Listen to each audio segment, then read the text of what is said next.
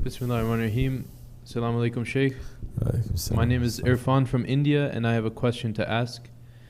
How can a murid put forth his opinions or a thought that he has to his Shaykh with adab and good manners? How? If you have adab and good manners, just use it. Adab is not just, and good manners, they're not really the same.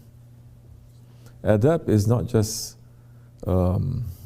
smiling, asking nicely, saying please and thank you. Adab also means protocol. Adab, manners meaning what fits to the time. What fits to the time. There are some times it fits for you to pray. There are other times it doesn't fit for you to pray. Correct or no? You don't say, why do you mean it doesn't fit? There are times where it's forbidden for you to pray. Allah is saying this whole world is a masjid, is a jami for this nation, not for earlier nations. Earlier nations, can you believe it? Allah is not even accepting their prayers if it's not within the jami, their house of worship. It's not acceptable. But for the nation of the Prophet ﷺ, this whole world has made it clean as a jami. Yet, there are places where it's forbidden for you to pray. So adab is to know what is the protocol.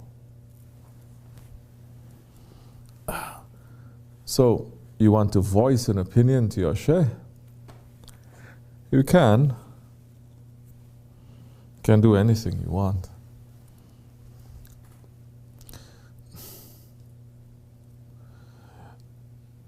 It's better not to say I'm voicing an opinion, because if you are murid to your shaykh,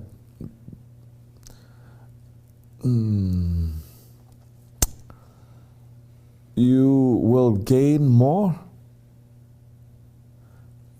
if you try to understand what the shaykh is saying. If there are some questions that you have to open it more for you to understand more, that's different. But in this world especially, the way of tariqat is not the way of shariat. Meaning in shariat you argue back and forth. You ask for dalil. You ask for more proof and this and that. The way of tariqat is not like that. If you are still going back and forth with your shaykh like that, then you're not ready for this way. It doesn't mean that you cannot ask to clarify some things if you don't understand.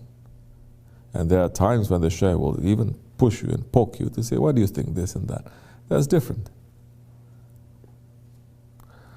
If you ask me, would I voice my opinion to the shaykh? If the shaykh is not asking me, I'm not going to. I may have something inside, but that is not opinion, meaning that's not my point of view. Like Shaykh Effendi has point of view, I have point. No, it's not that. I would look at how he is doing things and I say that is very interesting. Before he would ask me, I would do it differently, but he's putting it differently. So now I'm going to see how I fit into that way that he has shown. Not to say there's two complete different ways. And why I'm not seeing it like that. That's what I would do. Because as much as we are told to study ourselves, you have a shaykh, study your shaykh. That is important. So many times he's not even appearing there. He's just holding up a mirror.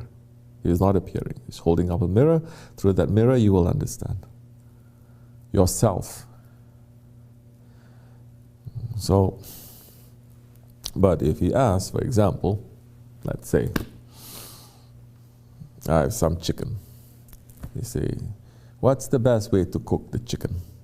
And he asks like that. There's not opinion because he's asking. I say, I know how to do this. Yeah? Like that, that's completely different.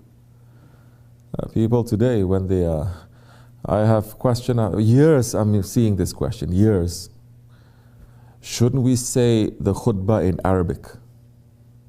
If you don't recite in Arabic, it is haram. Shaykh, I love you, but you recite khutbah in English. Astaghfirullah. So years I'm getting this. Every year we're trying to answer properly. And If you think you are correct, then go your own way. I'm not here to argue. If you're really asking me, I say, look, I'm not the first one to recite the khutbah in another language, you know. They've been doing it for 1,500 years. It should be recited in Arabic. Yes, it should be recited. Did it specify it has to be 1 hour long? No. Do we not, in our khutbah, recite the khutbah in Arabic, but we recite it very short? Okay.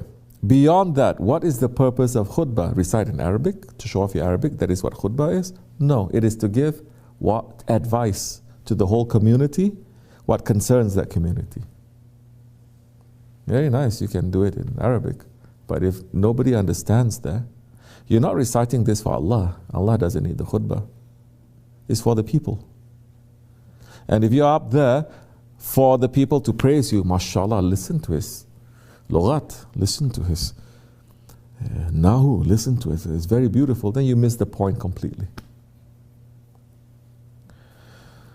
So, but I say, it's up to you. If you think that I commit wrong things, then you're free to think that way. Then you say, no, because my shaykh says this. I said, okay, then follow your shaykh.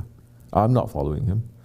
I'm following Sahib al-Saif, who's following Shaykh Maulana, who's following 40 grand shaykhs of the Naqshbandi order. And I trust them more than anyone else or anything else. So be happy, whatever it is that you're following. This much is enough. Assalamu alaikum.